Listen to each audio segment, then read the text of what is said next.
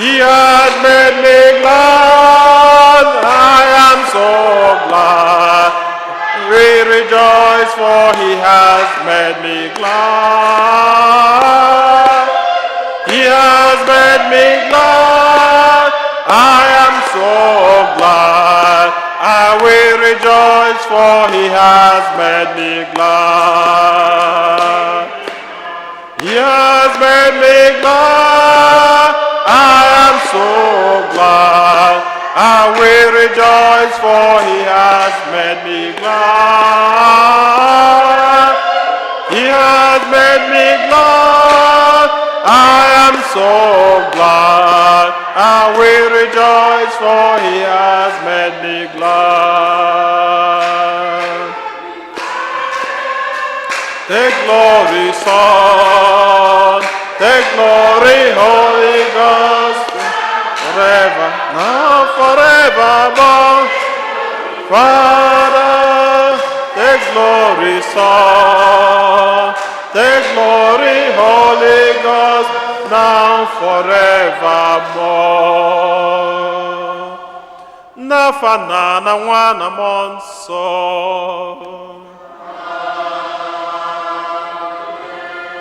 Ka ngọzi nke onye nwe anyị Jesu Kristi na ịhụnanya nke Chukwu na ịdịkọ n'otu nke mmụọ nsọ na-enye dịrị unu niile.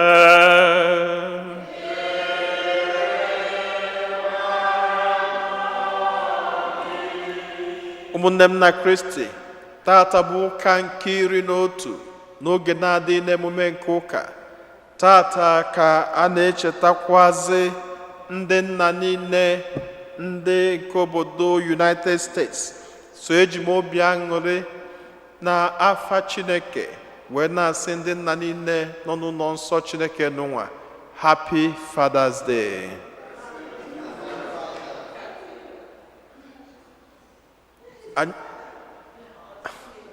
Anyị na-ekene Chineke maka ọmarịcha ụbọchị tata.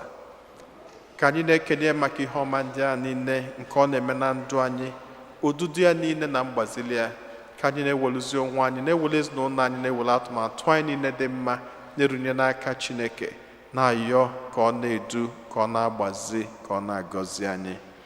Anyị nwere ọtụtụ ebumnobi ndị ọzọ nke anyị ji gbakọta ọnụ n'aja masị n'ụwa, ka anyị natazi anyị isi ala runye Chineke ebumnobi ndị ahụ niile.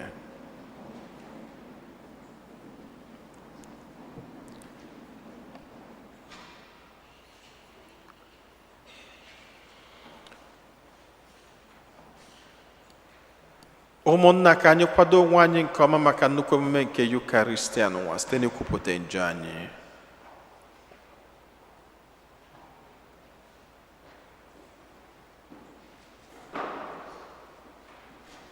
Ekwupụta m ngwa Chineke ji ike niile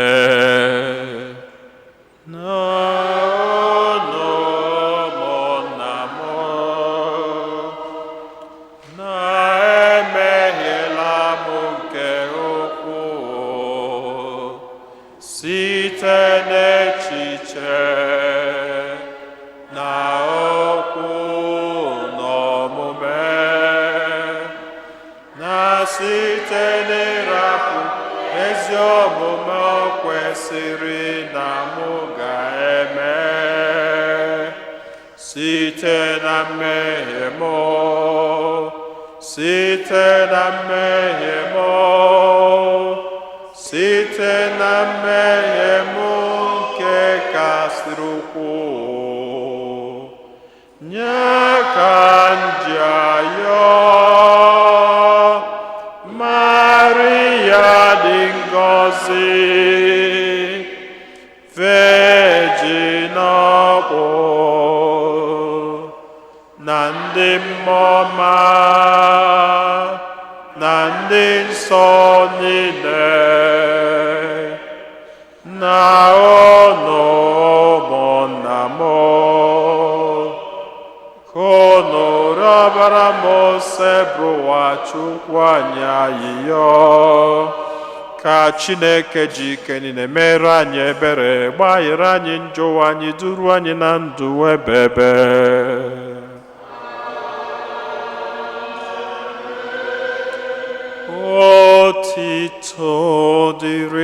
Chineke n'enu kasị enu.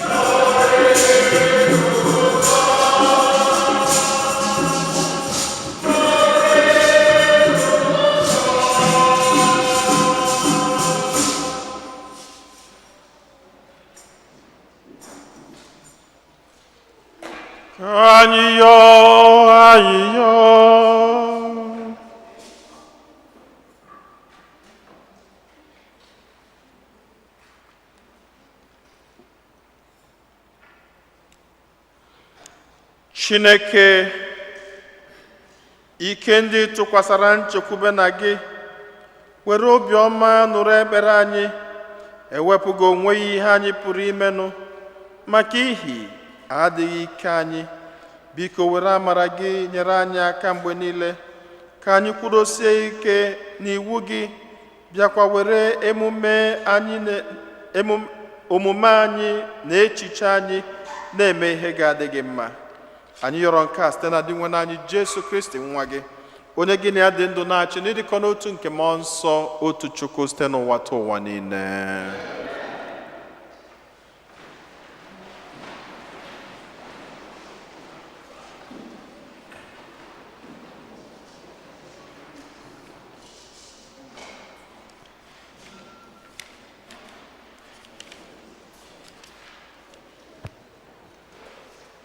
Ihe ọgụgụ e wetara n'akwụkwọ onye amụma Ezikiel.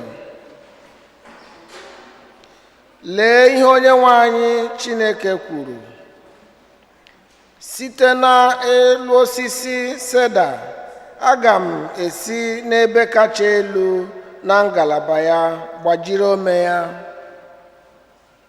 Aga m eji aka m kụnye ome osisi ahụ na nnukwu ugwu dị oke elu. Aga m akụnye ya n'ugwu dị n'elu nke Izrel. Ọ ga-epupụta ngalaba, bịakwa mịa mkpụrụ, bịakwa ghọọ osisi seda dị ebube.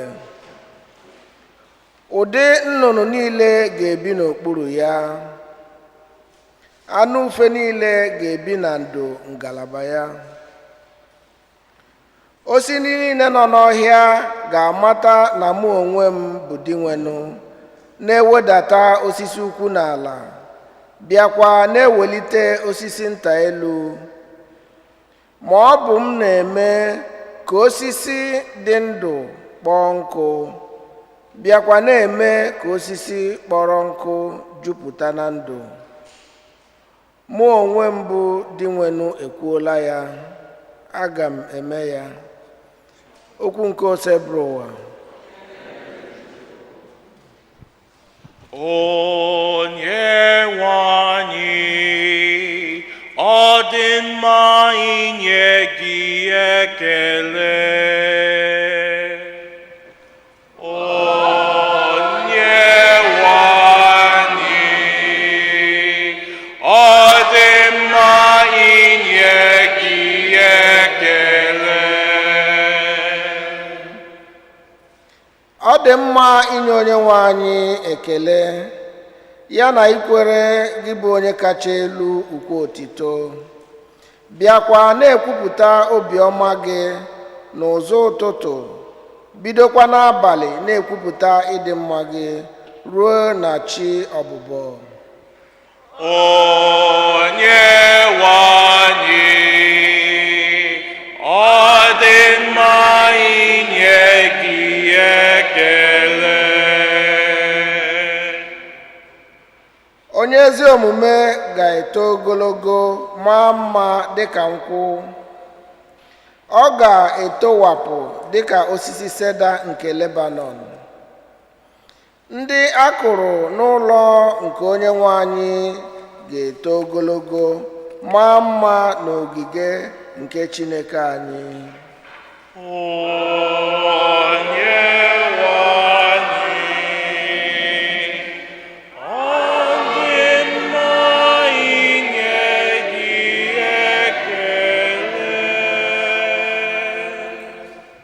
Ha ga-amịgide mkpụrụ, mee agadi, bịakwa jupụta na ndụ, gbasiekwa ike, na-ekwupụta ka Onyenwe anyị si kwụba aka ọtọ. Nkume m, onye na-ebughị ọrụ ọbụla. Onyenwe anyị, ọ dị mma inye gị ekele.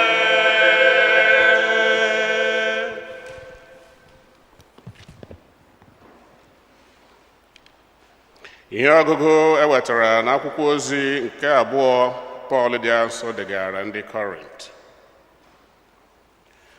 Anyị jupụtara n'obisi ike mgbe dum, mgbe ọbụla anyị chetara na ibi ndụ n'anụ ahụ bụ isi na be Onyenwe anyị kwapụ, gbalaa n'obodo ọzọ.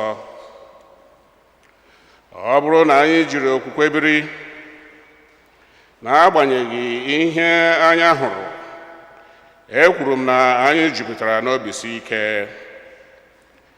nke na n'ezie anyị chọrọ ịkwapụ n'anụ ahụ, bịakwa kwaba n'ụlọ anyị nke dị na be Onyenwe anyị.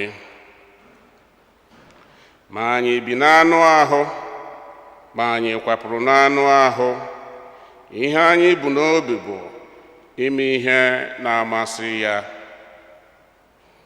maka na a ga-agba eziokwu niile banyere anyị n'anwụ n'ụlọ ikpe nke Kristi.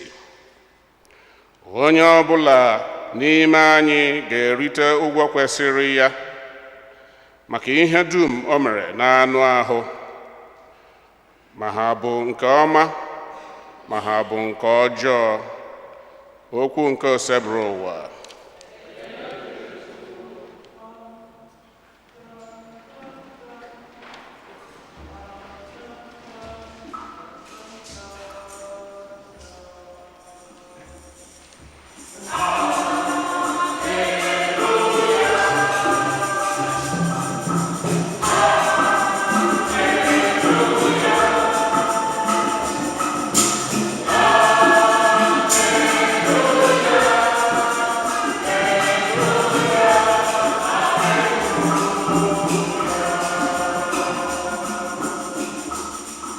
Ana m akpọ unu ndị enyi m n'ihi na emeela m ka unu mata ihe dum nna gwara m.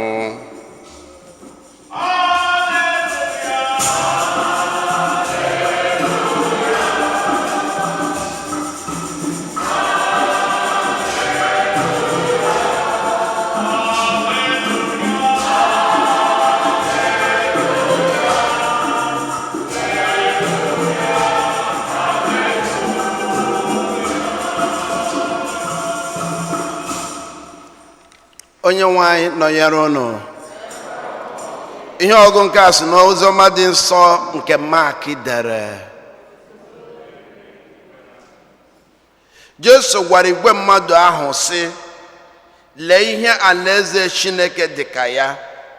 Otu nwoke ghara mkpụrụ n'ubi ya, ma n'ime abalị ma n'ehihie, ma mgbe ọ na-arahụ ụra ma mgbe ọ mụ anya, mkpụrụ ahụ na-epulite na-eto. Otu o si eto nwoke ahụ amaghị.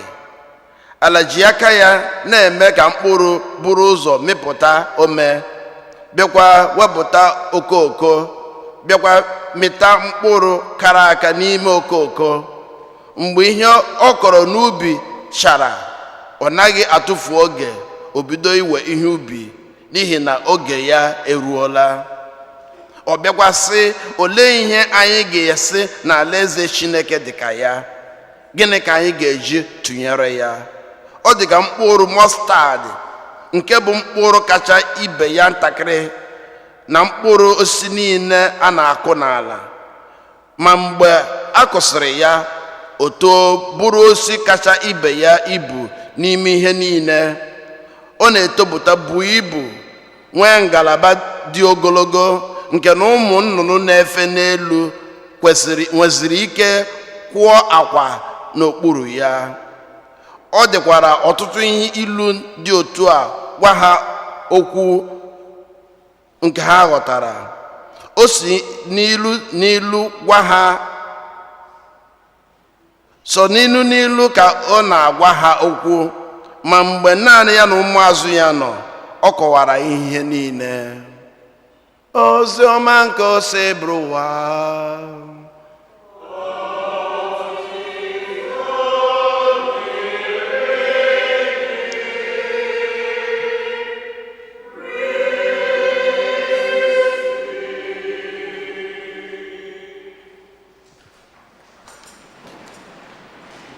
Good afternoon, everybody. Jesus kpọrọ the parable of the mustard seed, but akpọrọ m the miracle of the mustard seed. I am a mustard seed. I don't know about you.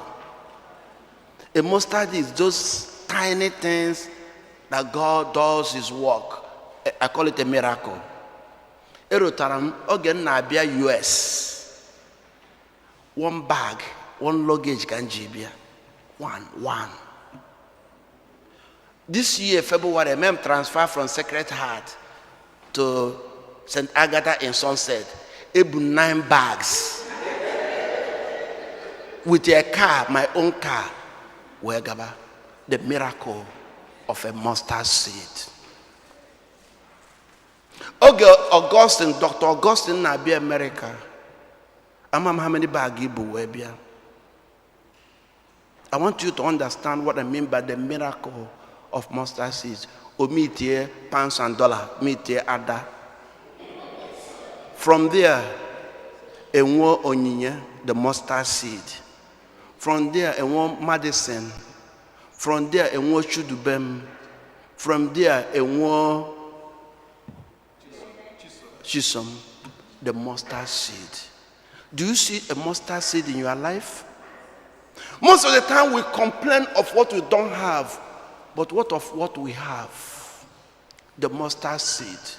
And the funny aspect of it, we don't know how it happens. Oh, go for the house, I did it. No, you did not do it. The mustard seed, you just plant, just a seed, kijilaka, kunye nala, omegene, oto. I want you to ask yourself, kede kiye suweme? Yekisime. In Worola Noka, in Worola village, in Worola America, in Worola Eba. What is happening? Mustard seed. Ijeneweke, 4 children, mustard seed. In Worola Eba, in Worola Enugu, mustard seed. Today, God is reminding you and I the miracle of mustard seed. Don't take the glory. Don't take the glory. The glory belongs to me. You just did the best. You did your best. I did the rest. Also, Gana megane na rahora. So you remember we did them poro, kuam poro, na rahora. Later, it's very important for us to realize that. Another thing, the gospel of mustard seed, the miracle of mustard seed teaching me today is don't be lazy. Oh, one day unless you put it on the soil, it will never grow. The mustard seed should not be in your hand. The mustard is meant to be planted in the ground. So I talk to young boys and young girls today to remind you, you are a mustard seed. There is something in you that you need to grow. That something in you will take you to university. That something in you will bring it out. But if you are playing game every night, that mustard seed will never grow. Don't follow the people. When others are sleeping, they are awake. When others are awake, they are sleeping. Because you want to play game. The mustard seed will never grow. There is a mustard seed in your hand, boys and girls. So that's what God is telling you today. Don't allow distraction, don't allow laziness to take away the mustard seed. Look at people who have made it, they put it on the ground. If you don't put it on the ground, it will never grow. So the boys and girls here, I want to remind you, there is a mustard seed you have that you need to plant so that it will grow. I'm glad from this community. That's like those prestigious universities. We have them. Many doctors, young boys and girls who are doctors and nurses, who are engineers, who have made it. The mustard is for you to look at it and say, my own seed will grow to be a plant. Boys and girls, I want you to remember, don't allow the mustard seed to remain a mustard seed. Plant it so that it will be a tree. A tree where your family members will pick the fruit of it. The animals will come. Who are those animals I'm talking about? Your brothers and sisters, your own children will go and come in it. So today God is reminding you, you are a mustard seed. There is something in you. Don't give up. Do the best. God will do the rest. That's what God is telling you today. Don't be lazy. And God is telling you, be patient. Don't overthink. Stressing out. Our conscience, in vain is the laborer if the God did not do. In vain is your rising up in the morning and rising.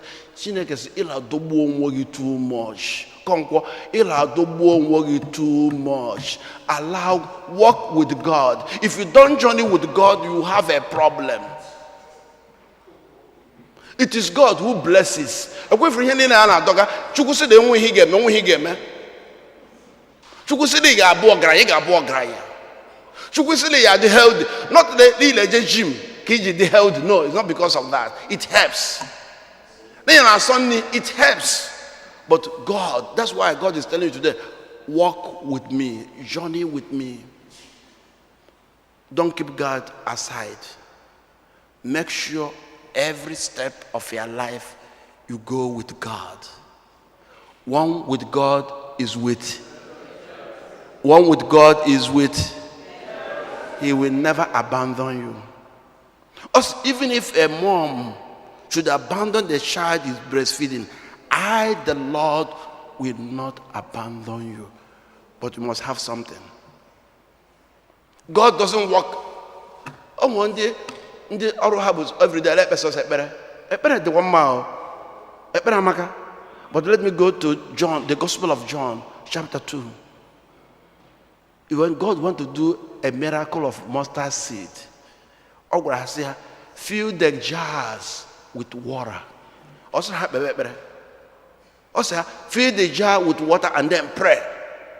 Because someone to turn over, fill the water with jar. Fill the jar with water and pray. And the miracle happened. Exodus chapter 14, you see what happened there. When the people of Israel left Egypt to the promised land, Moses Zanaga, the Red Sea. Do you have anything? Or I have the staff. Or I strike it. God has to walk with you.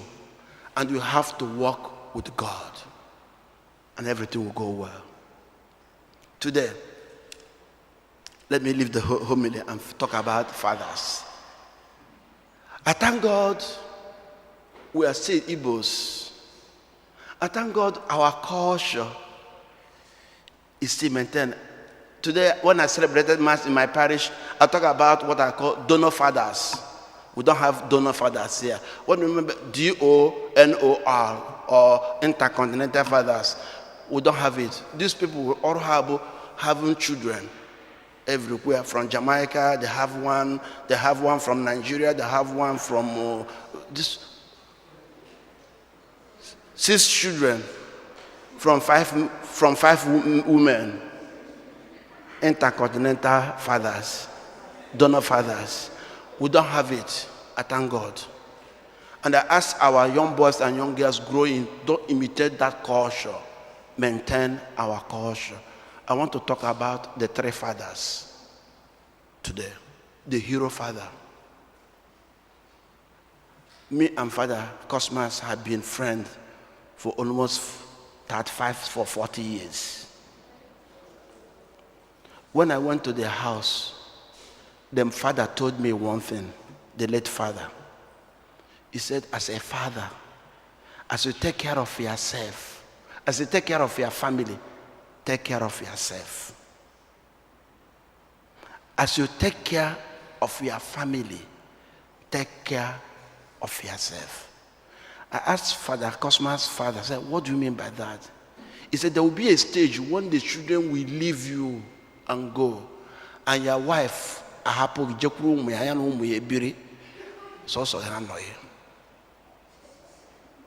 he said, take care of yourself. In Azum, in that the bank you were alone. And the mama on a chapter bossy. At the Bamiaba. When I was I'm talking about the hero father, the first father.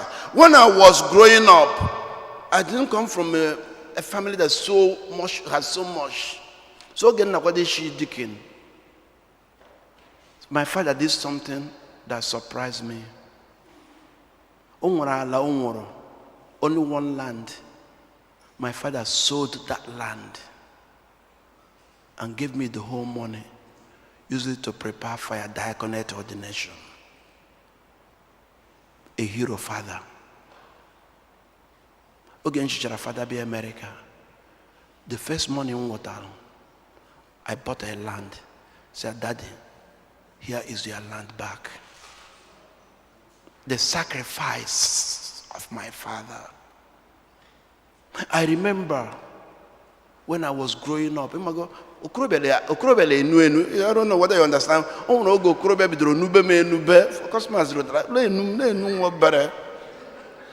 So my mom can be annoying. I'll go for my mom. My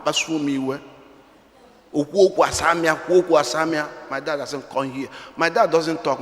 My dad talk with eyes. My mom is the one who talk. Doesn't come here, boy. Also, who are you talking to? I said, I'm talking to my mom. He said, listen to me.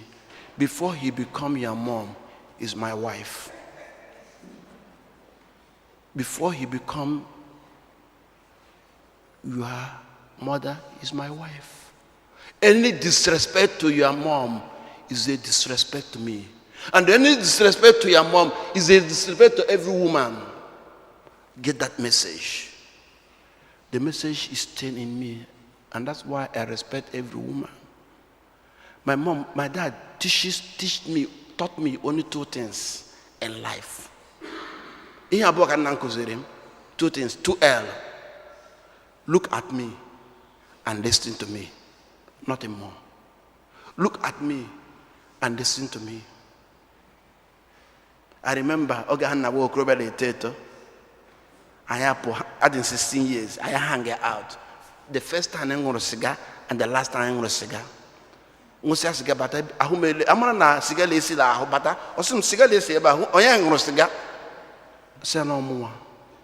I said, do you remember what I told you? Look at me. Look at me and he's not looking at me. Imitate me. I said, have you ever seen me smoking? I said, no. I said, yeah, bekwazo. Yeah, bekwazo. Oberozo ozoruo tata manageno. A hero father who is there providing. I know what is love. I love you. My father has never told me that.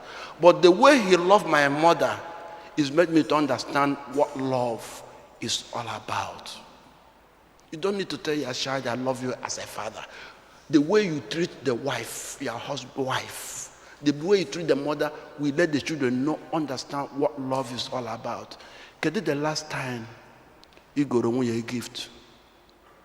When is the last time you take her out? When is the last time I say, okay, we are going this way, somewhere here to stay? For them, bad day. For that, program one day, a shocker to me. Na hall eba ka emerie, amara na Mother's Day or Father's Day. Ana ajuru madu ka eba day nwunye gi osi na amaro.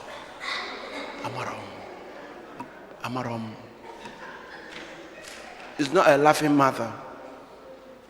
Make sure, fathers, I am thanking you for being a hero, for being there for your family, for being there for your wife, for doing everything. The first group is the hero father. I thank you. And I ask young boys and young girls, remember the sacrifice of your father. Don't take it for granted. Always appreciate it. My dad is 98 years this year. And I have never taken him for granted because he has been there in my journey of life. I cherish him. He taught me lessons. He did not buy me much, but he taught me lessons. Only one lesson my daddy could him, Utiora.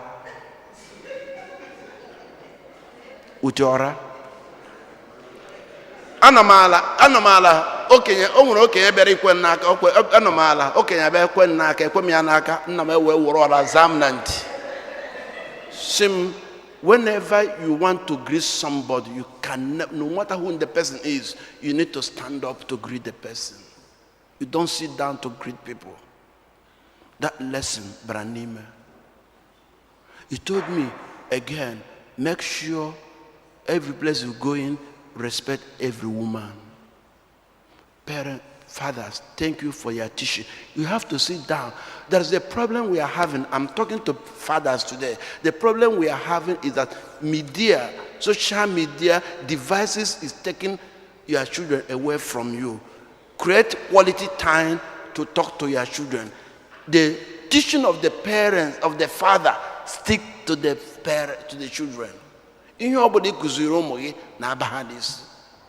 the mother teaches, but in a software. But the father, take time. Teach your children. With love. With love. With love. Another people I want to talk about today is the fathers. They are there. Just fathers who are there. Just no. Why in our why in our school fee, why in the he was just there in the house. A man who diaper, a man who had a mellow, just there. Yana Munyana zo check can you have pay check? Yana Munyana zo just there. A man just there. Igbo, Igbo. Elect better get a Munya Igbo gobla. What do you let me go round it? You are a loser. You lose gear. You are just there. You complain. You complain. Nobody. You phone on the phone. You Dr. Okolo, Chief Okolo, you engineer. You have lost it. Be a father. Okay.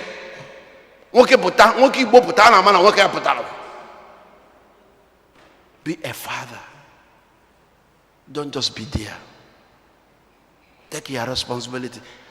America blessed us that you can do something. Happen why?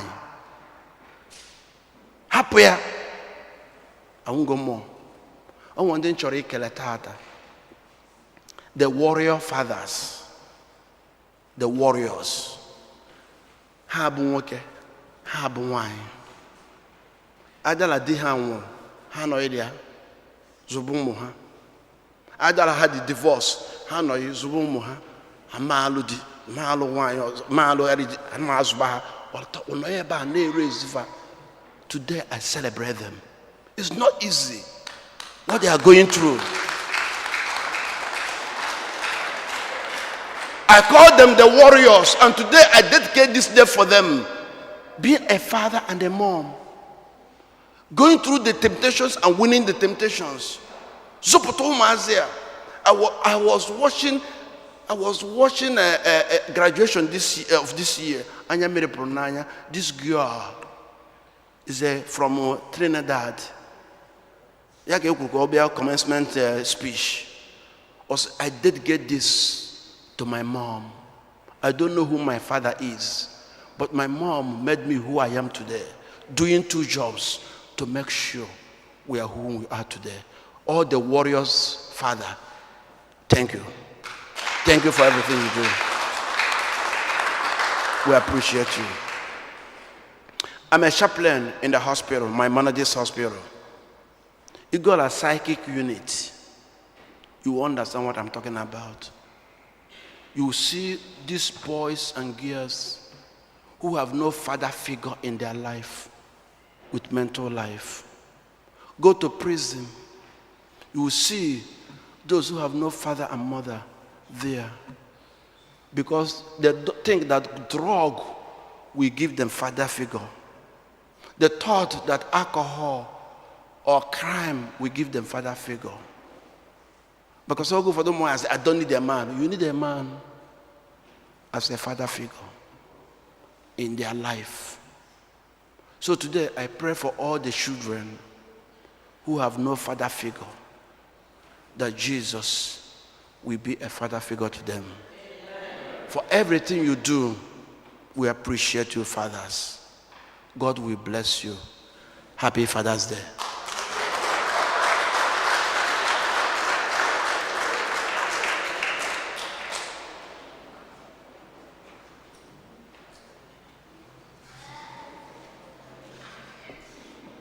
ntị m aka hụ nke ụlọ kwe ngwa ka anyị kwụ n'ọtọ ka anyị kwupụta okwukwe anyị. Ekwe n'otu Chineke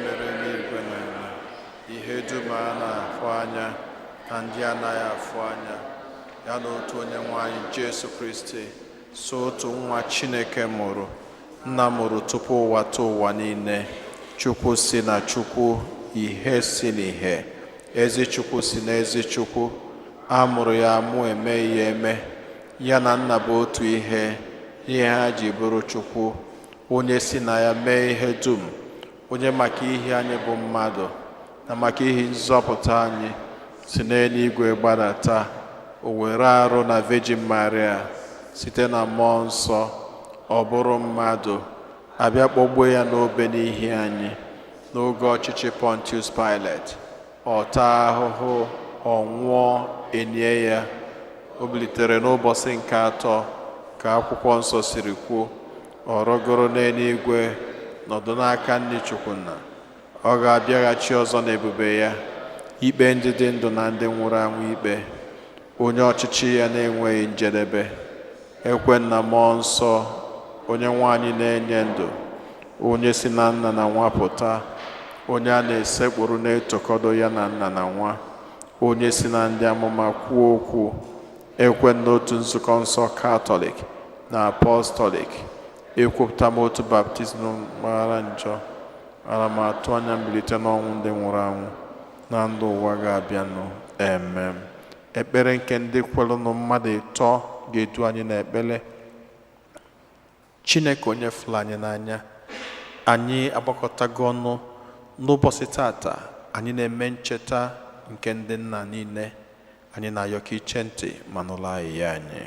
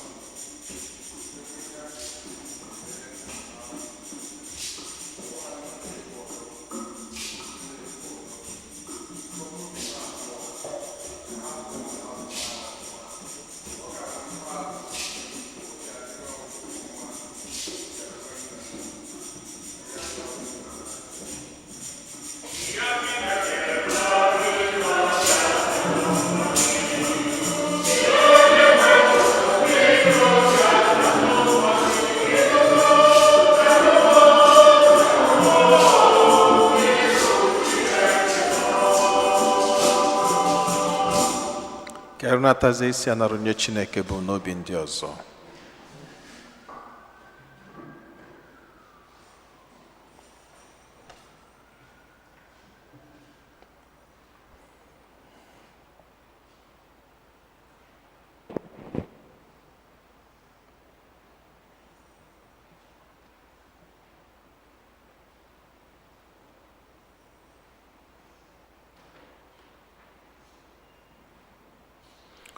Chineke onye fụrụ anyị n'anya, anyị ewelugo ọtụtụ ebumnobi anyị, ezinụlọ anyị niile, ọkacha tata anyị na-eme emume nke icheta ndị nna.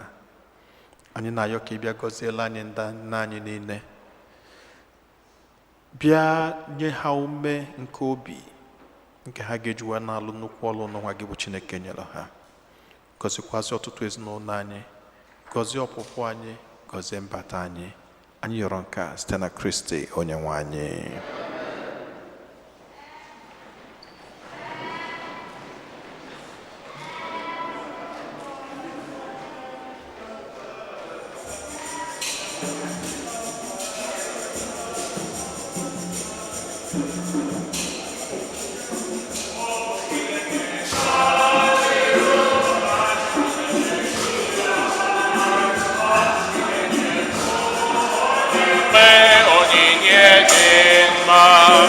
Ụmụ Chineke ga-anata Chineke, ọ bụ Chineke bụ onye nwe onyinye gị mma. Ụmụ Chineke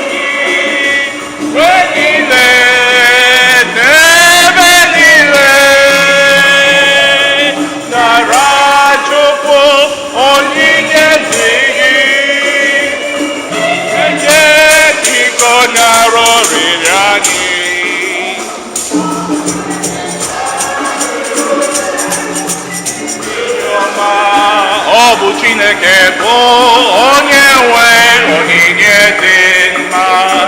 Ụmụ Chineke ga-anata Chineke, ọ bụ Chineke bụ onye nwe onyinye gị. Ụmụ Chineke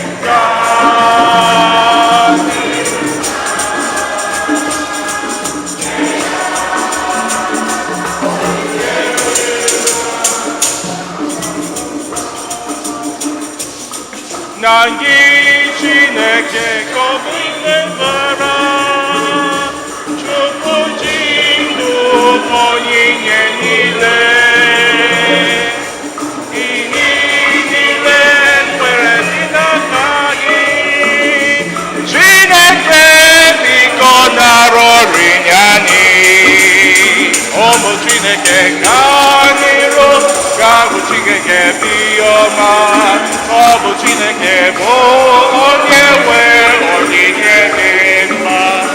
Ụmụ Chineke ga-anata Chineke, ọ bụ Chineke bụ onye nwe onyinye gị. Ụmụ Chineke ka n'iru nna ya onyinye dị mma. Ụmụ Chineke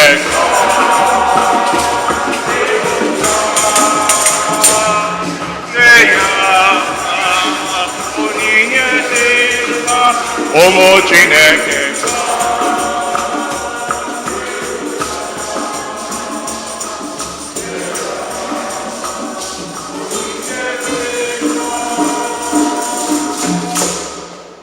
rịọbanụ ụmụnna m ka aja mụ na unu na-achụ bụrụ ihe ga-asọ Chineke ji ike niile nara nụ.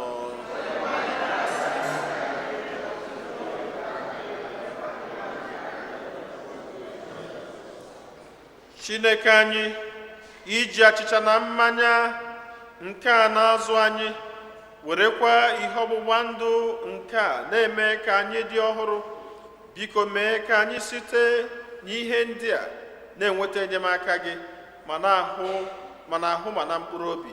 Anyị yọrọ nke a site na Kristi onye nwe anyị. Onye nwe anyị na onye lụdọ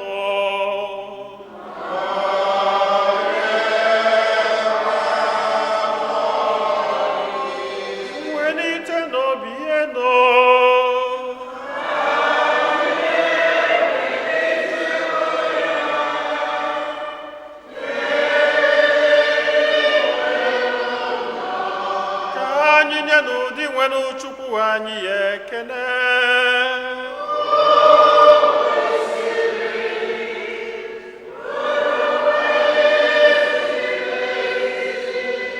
O kwesịrị ezi bụrụkwa ihe ziri ezi na-azọ ndụ, na anyị ga-enye gị ekele oge niile n'ebe niile. O nna dị nsọ, Chineke ji ike niile, onye dị ụwa tụwa site na Kristi dị nwe n'ụwa anyị, onye sitere n'obe ya na mbilite n'ọnwụ ya zọpụta anyị na njọ na ọnwụ ebebe, sitekwa na ya gbabata anyị n'ọkwa dị otito, nke anyị jiri bụrụ agbụrụ aghọtara aghọta, ndị nchụaja nọ n'ọkwa eze, mba dị nsọ ndị Chineke nwetara onwe ya, ka anyị bụ ndị siri n'ọchịchịrị kpọbata n'ihe nke gị dị ebube, na-ekwupụta aka ọrụ gị n'ụwa niile. N'ihi nke anyị na-eso igwe ndị mama niile nke eluigwe na-eto ebube gị oge niile n'ukwe na-ekwe. Sanctus, Sanctus,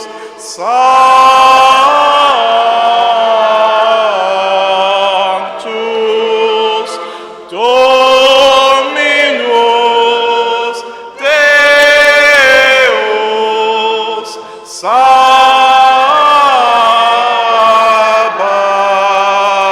Sabaoth,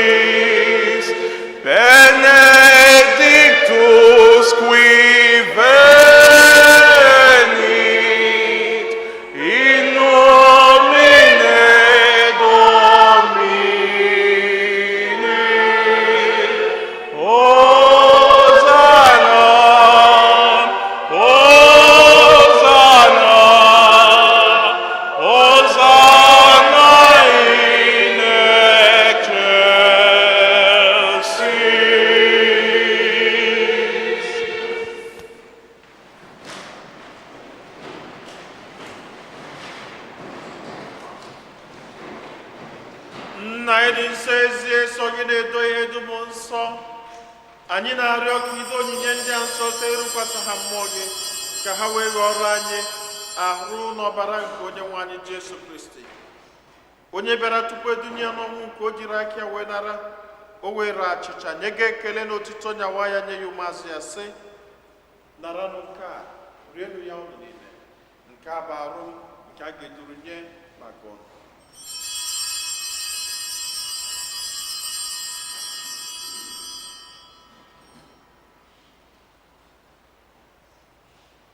Otu ahụkwa ka o siri mee mgbe ha richara nri anyasị, o buru iko mmanya nyekwa gị ekele na otito bunye ya ụmụazụ ya sị, naranụ nke a, ṅụọnụ ya ụnụ, nke a bụ iko nke ọbara m nke ọgbụgba ndụ ọhụrụ dị ebebe, a ga-agba ya n'ihi nna n'ihi mmadụ niile ka e were gbaghara njọ. Na-emenụ nke a na ncheta nke m.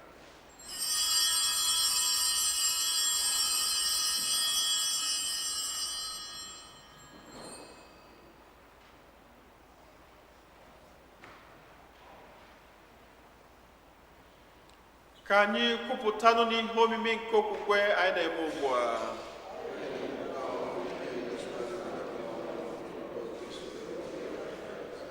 Nna, na ncheta nke ọnwụ na mbilite n'ọnwụ nke nwa gị, anyị ebunye gị achịcha nke dị n'iko nke nzọpụta. Anyị na-ekele gị n'ihi na ikwere ka anyị dị mma ikwuru n'ihu gị na-efe gị. Anyị ji ume a na-arịọ ka anyị bụ ndị na-anata arụ n'ọbara nke Kristi bụrụ otu site na njikọ nke mmụọ nsọ.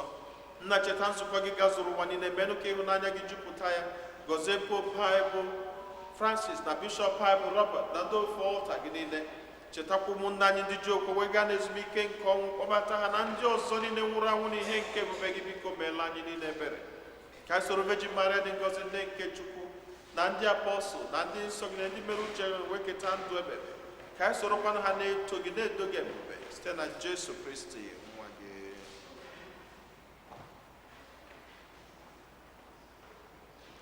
Ihe niile kere eke na-esonye bụ Kristi, na-esikwa n'ime na n'aka ya, na ịdịkọ n'otu nke mmụọ nsọ, na-enye gị bụ Chukwu nna ji ike niile, nsọpụrụ na otito niile site n'ụwa ta ụwa niile. Nna anyị nọ n'eluigwe,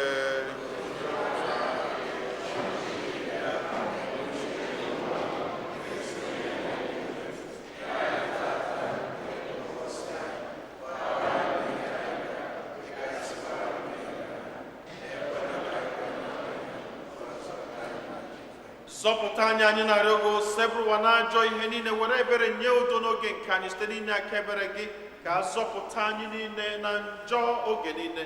Anyị were gbanahụ nsogbu niile, were nchekwube dị nsọ na-atụ anya maka mbịaghachi nke onye nzọpụta anyị Jesu Kristi. Onye nwe anyị Jesu Kristi, onye gwara ndị apọstụl gị, udo ka m na-arapụrụ unu, udo nke m ka m na-enye unu, elekwana anya na njọ anyị, kama lekwasị anya n'okwukwe nke nzukọ gị. Nye ya udo na ịdịkọ n'otu mgbe niile ka uche gị siri chọọ, gị bụ onye dị ndụ na-achị ebe. Udo nke osebụrụ ụwa dịrị unu mgbe niile.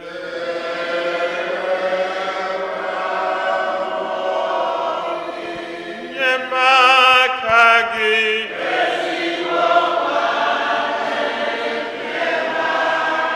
nye m aka gị,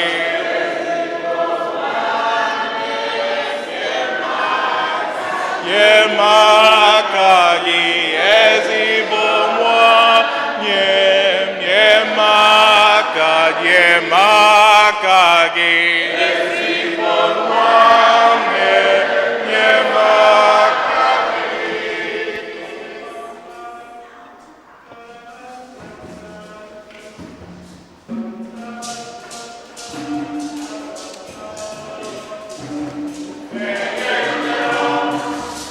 Yeah.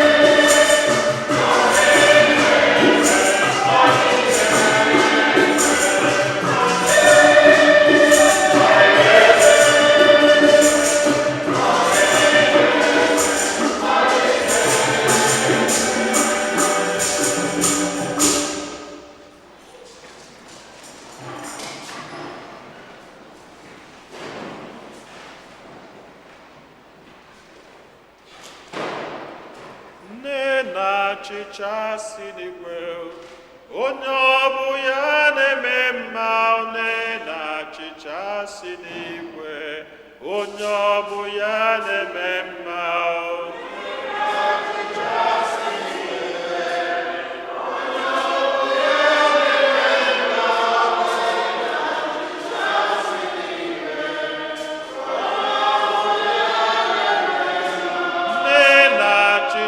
si n'igwe onye ọ bụ ya bụ chi anyị one na achịcha si n'igwe onye ọ bụ ya biko anyị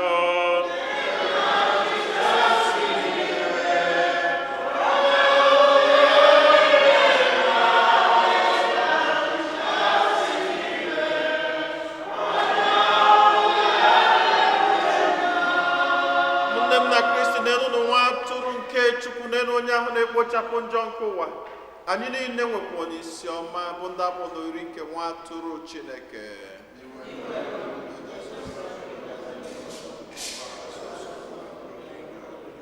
nke arụ n'ọbara Kristi chekwaba anyị niile were na ndụ ebebe